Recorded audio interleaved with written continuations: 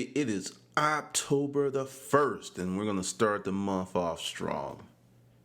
This is a serious question that many people ponder, wonder about, or seek counsel about. How to be successful in life. People are looking for shortcuts, strategies, magic jelly beans, and other things. And it hit me what really made me successful and what has made other people successful, like a ton of bricks. While I was watching football this weekend, you have those moments. But before we jump into that, if you want to change your mindset, have a better life, make more money, grab a copy of my audiobook, The Hustler's Mindset: Pimping Your Mind for Success. I saw something this weekend that shouldn't have happened. If you were like me watching the Seattle Seahawks play the Houston Texans, you would have thought, by the way that game went, that the score would have been totally different.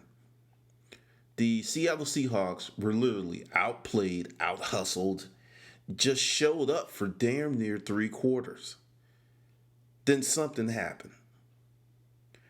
The Seattle Seahawks, and I love the team because I love what they're about. I love the quarterback, Russell Wilson. His attitude is probably one of the best of any quarterback in the NFL. And see, another reason I like his story is he wasn't a first-round draft pick. He wasn't even supposed to be the starter. He earned the job. Understand that. He earned the job. And I was watching the game, and I was just like, wow, well, they're about to be 3-1. And then Russell Wilson starts doing the magic act. There was about 3 really good plays, and I said, they're going to score. And then something else. The energy was like, they're going to win. And at this time, the score was 20-3. It was the middle of the third quarter. For those of you who are not football fans, they had roughly 20 minutes left, 15 minutes for the fourth quarter and about 4.5 left in the third. So they go ahead and they score. And I'm just like, wow, so it's like, it's very respectable. It's 10, right? It's 10-20 now. They ain't horrible. It's not horrible. So they go on. And then, we're talking not even a minute later, Schaub throws this crazy pass, pick six. Wait. 17-20. wait. Yeah, I misspoke earlier. It was yeah. It was 17-20. It was just sitting there like, and there was a lot of time left.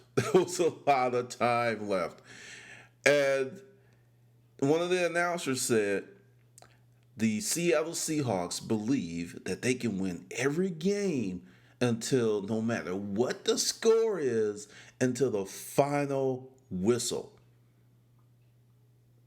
And that was it. And now many are going, what? What are you talking about? How's that to be successful? How many times in your life have you been 20-3? Bills are late. Relationships not going well.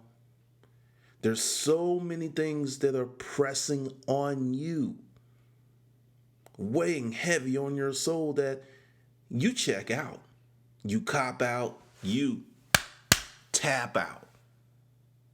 And I looked at this game, and Seattle Seahawks, it was ugly. They were playing horrible, and they never, ever tapped out.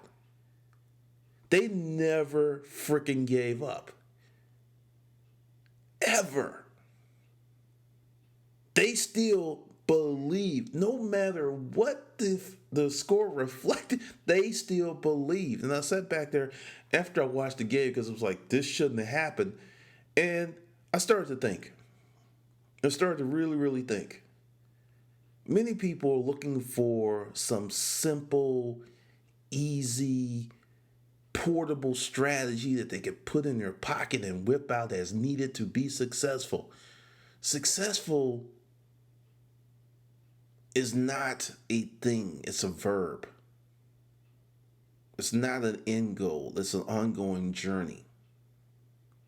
You cannot put success in your pocket. It's too big for that. That's why it takes a lifetime to be successful. So you look at this thing, and I remember there's been many times that I was 20-3, and I didn't give up. Sometimes I was absolutely stunned at the results by simply showing up when all variables, all elements of the situation dictated that I should just stay at home. I went out to get some units. This was the first year in the storage auction business. It was December. Really didn't know about it. A guy by the name of Dave Spivey was telling us about tax season coming. You won't be able to buy anything decent for about 3 months. I took that information to heart. So I went out in December on the storage auction trail with hardly any money. $35-$40, something like that. We had all kinds of stuff, overspent, made some poor decisions, but I had the growth mindset. If you're not growing, you're dying. So I went out to the auctions with just a slim wallet, and what I found out was that in December, many people don't show up. First auction, there was 2 of us, 10 units. I got everything I wanted for $1, which was $6. I could have got the other one, so I didn't want them. I got those units that normally would have been $200, $300 units if there had been a crowd for $1 a piece. And also, since the day was going so well, I'd said, hey, could you give me to the end of the year to clean it out? Sure. Our census is low. During the winter, we don't rent out a lot of storage lockers. I took that information, I put it in my pocket, and I took it to the next place. Same deal. There was 4 people. Since the money in my pocket was dwindling, I started going for bigger units. I was getting 10 by 20s, 10 by 30s for $1. And I said to the storage facility manager, could I get to the end of the month or possibly even January? Sure. I go on that whole day and the scene repeats itself over and over again. After I ran out of money, I started getting units free by asking for them. So this is a time when I didn't have any real financial firepower. I mean, what I had in my pocket was basically enough to cover lunch or dinner. And I was able to get damn near 20 really awesome units for that because I showed up. A lot of people in the storage auction business, their sales go down after Thanksgiving. People aren't going to the flea market. That's changed. This was back then. This is 2013. Things have totally changed. But back then, people took a hit. They, after Thanksgiving, their sales tanked, and they didn't really go back out until, after end of January, beginning of February, waiting on that tax money. I didn't stay at home. I went out and I discovered new things. Because I was 10 and 20. I was 20-3. I discovered new things. I discovered all kinds of wonderful information that proved to be useful for several years after the fact. Never did I take a December off. It set the tone for the rest of the year. And there was another time when we had grown bigger. We had employees, and understand, my partner and I, we had many battles about this because I was always pushing to grow, grow fast as possible, pushing. And sometimes Things pop. Sometimes things break when you're pushing that hard. Well, I miscalculated and spent all the money. And it was 4 days before payday. I didn't have any cash. My credit lines, personal, were tapped. I had started working on business credit. So I had my LLC. I went to the bank. And my score, which was not what I thought it should be, I think it was like 650, 660 at the time. I went to the bank and was able to get a $25,000 line of credit. I said, oh, this is interesting.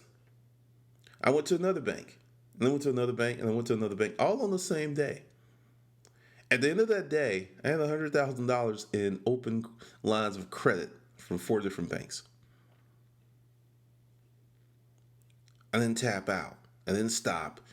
What I'm trying to tell you is the very thing that you are running from, hardship, putting yourself in a stressful position, is the very thing that will give you success, because it will force you to think about doing something in a different manner. If the level of thought that you currently possess in employing your everyday life was enough for you to get the things that you want out of life, be that your own business, be it that house on the lake, the woman or man of your dreams, if that thought process, if those abilities, the way that you currently think was enough to get you those things, you would have them now. The simple fact that you don't have them now means that the way that you think now is not enough. And it'll never be enough. Each time that I was 20-3 and I didn't tap out and I kept pushing, there was always a favorable result, because it's like that cartoon you see all of the time. There's these two guys and they're underground and they're digging. One guy's real close to the diamonds. The other guy just gave up. He has this pick over his shoulder and he's walking away. During these times of crisis, these times when you're 20-3, these times when things are just falling apart, you are so close to where you want to be, but because you tap out, because you mentally can't deal with the stress, you don't yield the results that you want. That's it. Do not ever give up. Don't ever tap out. There are many people, their tap out threshold is pathetically low. It's raining outside. I'm not going to go for that run. That's extremely low tap out. Whoa, there's too much traffic. I'm not going to go on that trip. Many of us who are American citizens have become so fucking soft and lazy that the tap out threshold is so low that sometimes you tap out because you look out and the sun is shining and you don't feel like entertaining the brightness that day, that you pull the covers over your head and roll over in your bed and just stay there. This is how you become successful. Raising your tap out level. Taking your abilities as far as you can. And then when you crash, or when you wreck, or when you fall down, or when you skin your knees, or when you bust your head, you get up and ask yourself, how much further can I go? Because see, when you get to that point, it is so hard to describe how many times that I wanted to tap out. And understand, wanting to tap out and tapping out are two different things. That day where I was like, how am I going to pay these people? How am I going to pay these people? These people got to be paid. They did the work. They deserve to be paid. They earned their money. I got to get them their money. So Payroll was only it was only like $3,000. But when I got that new information about that, hey, with a score of 660, banks will extend you lines of credit of 25,000, I went out and got as many as I could. I actually went to a fifth bank, and the fifth bank said, no, you have too many inquiries. Okay, you caught me. If I did not put myself in that position, I would have not had that knowledge to know that banks would do that on such a low credit score. I was amazed. I was totally amazed. And we got to the point where, I told my partner was like, really? My partner's credit score was higher than mine. She went out and did the same thing and got the same lines. So here we were, couldn't sleep, worried how we're going to pay these people 3 days out from payday. And within 8 hours, we have $200,000 worth of operating capital because we didn't tap out. See, the storage auction business leads you to operate on a cash-only business, which is very good in some aspects and very dangerous in others. As long as the cash is coming, you don't suffer any lulls, you're good to go. But the minute you suffer a lull or you have a bunch of stuff that's not selling, the bills don't stop ticking. The rent has to be paid. Fuel still has to go in the vehicles. And if you have employees, they have to get their paychecks as promised. So here was this moment of calamity, crisis. It was cataclysmic. 8 hours. We were grinning, and I went out to dinner that night and blew like $300 at some fancy restaurant because I couldn't believe how simple it was. See, the big deal is about being successful isn't what happens to you. It's how you deal with it. Maintaining a level of calmness and the ability to think under pressure. That's how you become successful. It's not some special program. It's not some cookie cutter method because everyone in life is walking on their own path. The life that you lead is so different than the life that your neighbor leads. You may live in the same neighborhood. You may live in similar houses. You may have a similar income level.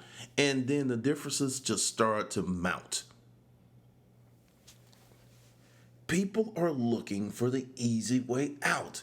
And when they cannot find the easy way, then the people who are successful, all of these animations of schemes, of unfairness, of special perks start to fill their minds. Well, it's not what you know, it's who you know.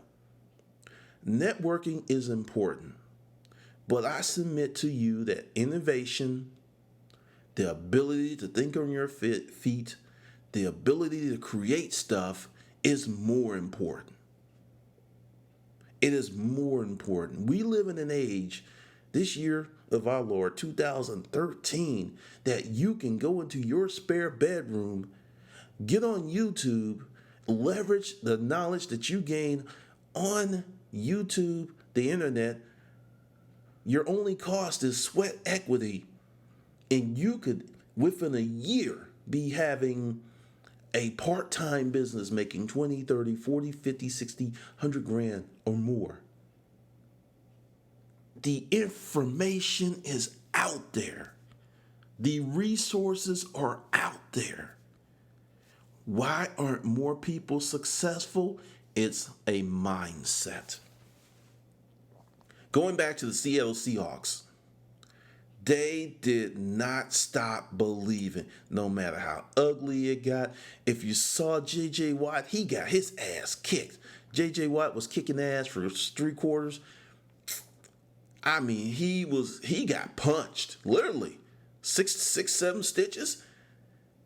I mean, you have to think about the mental resiliency that the Houston Texans are going to have to employ to get over this one. Because, see, the thing is, and this is something I have tried to teach some of my friends, When you have somebody 20-3, you need to put another two scores on the board to just crush their spirits. At 20-3, 17 points, the Seattle Seahawks were going, well, 2 touchdowns and the field goal. Hey, we've got 20 minutes. We've done this before. And they did it because they believed. There were people in that stadium that were absolutely stunned. It's one thing to come down from 1 touchdown in that time, or 10 points. They were down 17 points and couldn't move the ball for the majority of the game. Someone like, well, Brian Cushing got hurt and that changed the game. I say one player leaves and that changes the game. Well, here's some more information for you. The Seattle Seahawks had 6 starters that didn't play. So, yeah, the Houston Texans lost 1 guy. The Seattle Seahawks didn't have 6 starters available from jump. So I call bullshit on that. Because when Russell Wilson started rolling, and his receivers like, okay, we need to come back, they kept playing. They kept playing no matter. It's like the Oregon Ducks. When you watch them and they run up against a team with a defense in the first few quarters, they don't score all those points, but they stick to their script. We're the Oregon Ducks. What we do is create high level, insane levels of offense. And they keep coming, and they keep coming. And they keep coming. Tennessee this year held them for a minute, then it was over.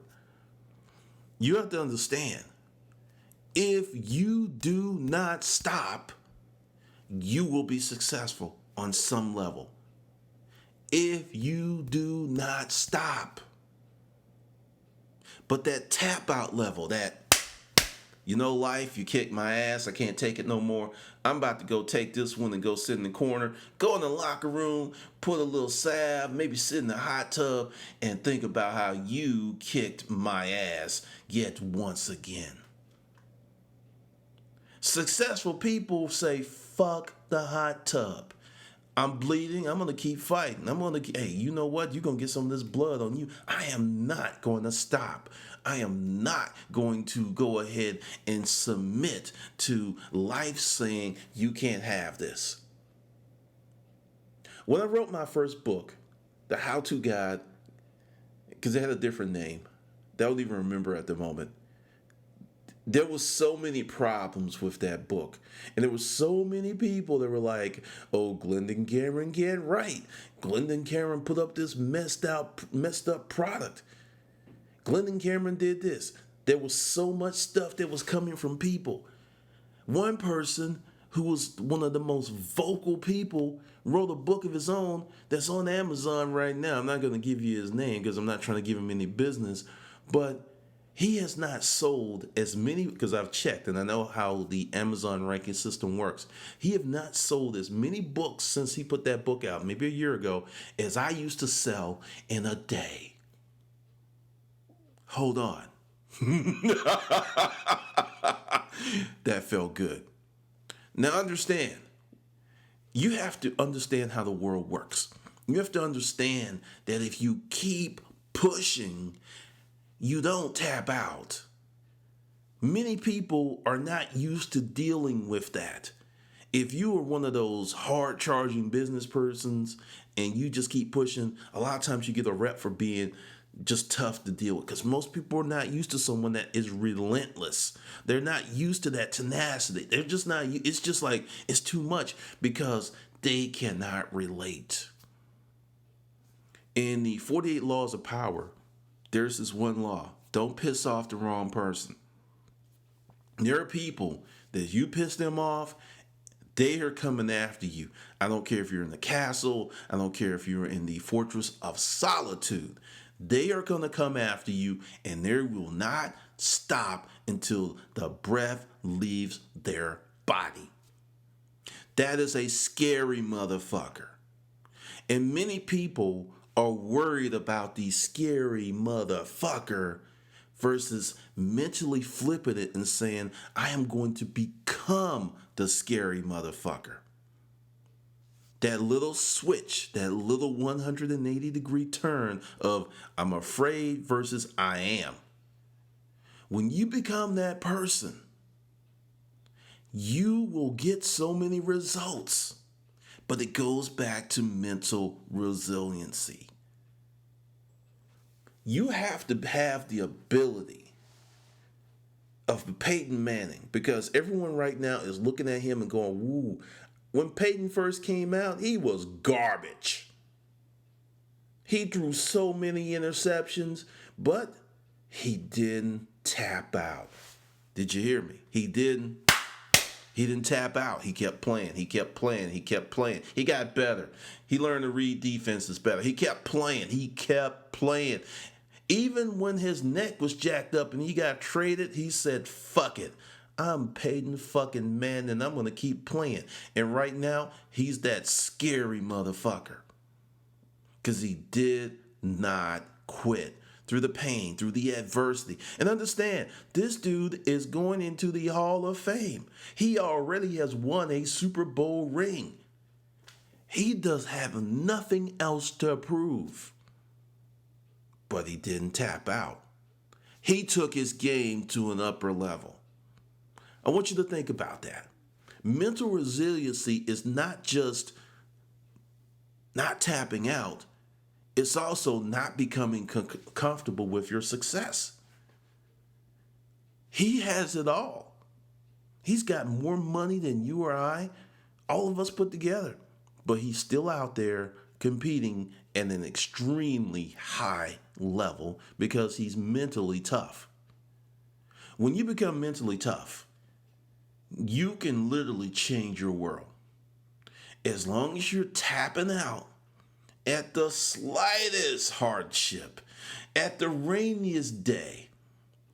I have a neighbor that looks at me weird because if I have a walking schedule and if it's raining, I grab my umbrella and I still go out. Rain does not stop me. I've been like that for years. And there are many people, no, it's raining, I'm not going out there. Why? It's water. There's actually fewer people out there. I do my thing, rain or shine. You have to become that person. That is how you become successful in life. There's all these things that you know you need energy and enthusiasm. You need passion. You need drive. Without mental toughness and courage, you're not going to get too far with those things. It's not going to happen. You can have all of the tools in the world, money, time, personal resources, relationships, connections. But the minute it gets rough and you want to tap out, so what? Going back to Russell Wilson, who was the deal of a deal for quarterbacks. He wasn't a first-round draft pick. He had to earn that position, which means the Seattle Seahawks got a deal of a lifetime. If he continues on, and I do believe that he will, this dude's going in the Hall of Fame, and he will get some Super Bowls. Understand, that organization, that culture that Pete Carroll has built is a different one than it used to be. They believe they can win, no matter what. That used to be my Pittsburgh Steelers.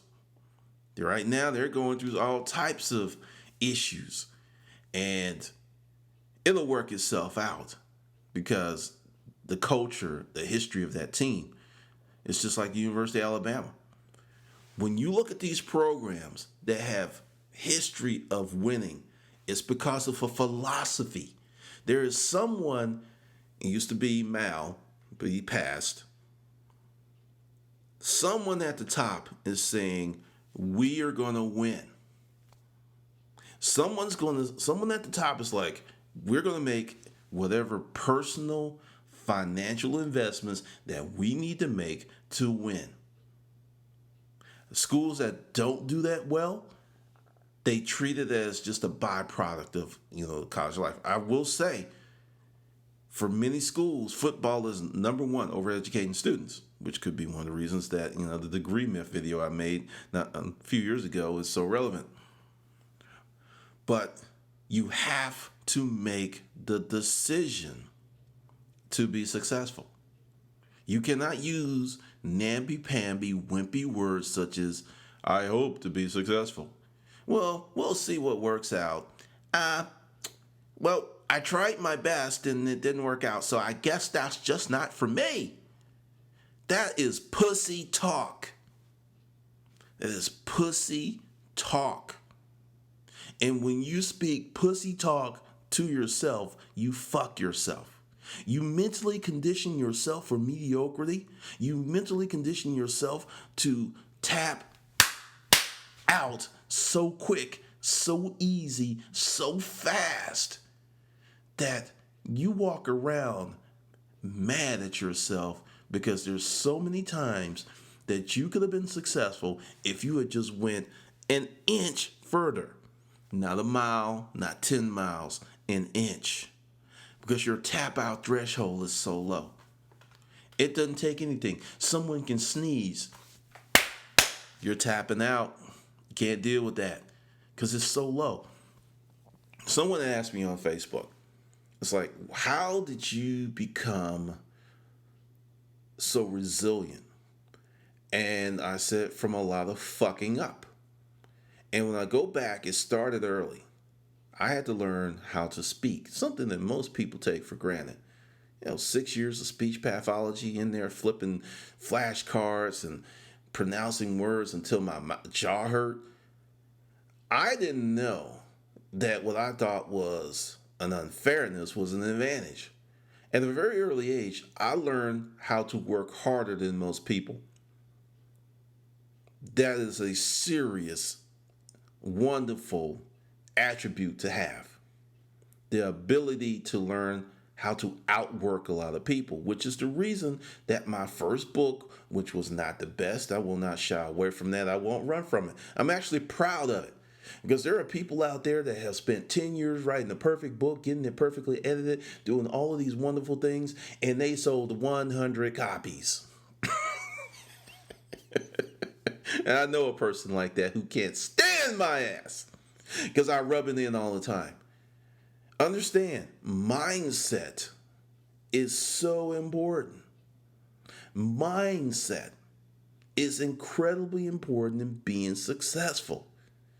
The more resilient you are, the more abilities you will develop. Because see, this is the thing that many people get really, really wrong. I had to develop so many things that I did not have. See, the right mindset says, well, I don't have money. All right, I'm going to develop things or skill sets or create opportunities where I can get the money. The wimpy mindset is, well, that's too hard. With the right mindset, you will learn how to get the things that you need. You will learn how to build. You'll learn how to connect with people because you are pushing forward. You are not tapping the fuck out. I've seen so many people tap out on some of the silliest stuff. And this is another form of tapping out, what I call the information gatherer. The person that has all kind of bookmarks on their computer. They have all kinds of cutouts and clips and folders with all of this information. And they've collected this information for years and haven't done a damn thing with it. That's a form of tapping out. It's the busy tap out. Well, I'm still gathering information. I'm still doing research. I'm still putting this together for a decade. In that movie, Collateral, with Tom Cruise and Jamie Foxx, and Jamie shows Tom, the hitman, that he wants to start this limo service. And Jamie gets called out by Tom. He's like, you were never going to do it in the first place. What is the lease on the limo? $425 a month? I want you to think about this. How many times have you seen someone come from another country? They cannot speak the language. They know they can't get a job. They don't have a social security number. They don't have a credit profile, but they have the might mindset. That's like, well, no one's going to hire me, so I'm going to create my own job. Think about that. By being in a situation where they have to perform, they do perform. No one's going to hire them. They don't speak the language. So they do what they can with what they have, and they create their own businesses.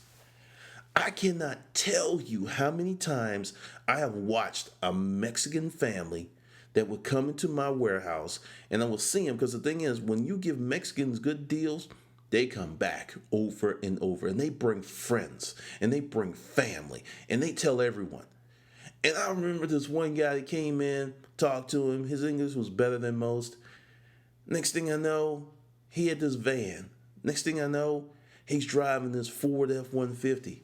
2 years after that, he's got a Ford F-250. That's a $50,000 truck. At the time, that was a $50,000 truck, the 250. Then he got the 350 dually, and I was talking to him, and this guy who probably had only been in the United States 4 or 5 years at that time, went from nothing to, he started a mason, because he was a mason in Mexico. He knew how to do designs and lay bricks and and pour cement. That's what he knew how to do. So he came here with those skills and created a business that allowed him, now understand, he didn't have any credit. He had to pay cash for that truck. Do you understand me? He had a masonry business. And I could tell by the way that his wife was dressing, the way the kids were dressing, he was doing better and better, because they were looking nicer and nicer. And his wife, she was hot. I ain't gonna lie, she was hot. He did that in the same time that the average person takes to get a degree, because he had the right mindset. He wasn't afraid of hard work. He didn't tap out. That's one of the things that I like about immigrants. There's so many people like, oh, the immigrants are coming to America and they're just weighing down the systems. If it wasn't for immigrants, there wouldn't be a fucking America. The name America, it comes from Italy. The name American is Italian. That's why when I hear people say ignorant stuff, I say to myself, you are one uneducated person and you have not been anywhere. Because if you knew what you were talking about, you wouldn't say such ignorant things. But this is to let you know, if you push that extra inch, how well off you could be. Because so many people are looking for the easy way out. I want to ask you a question. The last time that you were dealing with something so powerful, so horrible, so overwhelming, what did you do? Did you stand up, or did you shrink in the corner like a little coward? What'd you do? What did you do? The answer isn't for me. It's for you. Because when you learn to not tap out, when you learn to keep pushing, you increase your mental toughness. This is not some inflexible attribute in your psyche. This is something that you can build on. Because early in my life, I tapped out. When I was 11, I knew I wanted to be an entrepreneur. I had people like, no, don't do it. I tapped out because, I just tapped out. If I had the mental strength now that I have now, then I wouldn't have tapped out. But just to let you know, it can be developed. So if you don't have it now, there's no reason to go, oh, well, it's too late. No, it's not too late. You can start working on that today. You can start challenging yourself right now to do things that you've never done before, to push yourself to a higher level. To be successful in any part of the world, you got to know what you want. So many people, it's like, they don't know what they want. They have not sat down and framed up what they want in life. There's no framework. There's no real strong image of what they want. They haven't had the gall to say, I want to make $150,000 a year. I want to make $250,000 a year. I want to make $300,000. They haven't asked themselves those questions. They say stuff like, as long as I have enough money to get the bills paid, I'm happy. In our current world of flux, in our current world of disruption, that type of thinking is damn near suicidal. You may have a great job that pays the bills and gives you a little extra. That job may be gone in 5 years. What are you going to do then? It is not a crime to push and to want for more than what you have. It's not a sin. God will not look down upon you and shake his head. I live in a universe of abundance. There is so much abundance. There's so much money. There's so much love. There's so much of everything out there. When you have the abundant mindset and know that you can get more, it's a totally different world. Totally different world. So I want you to understand that. To be successful is as simple as not quitting when the going gets rough. All right, this is Glendon Cameron with another episode of the American Hustler podcast. If you want to really up your hustle, increase your mental acuity, join my Hustler University group on Facebook. Hit this green bar and you'll be golden. All right, this is Glendon. I'll see you on the good side.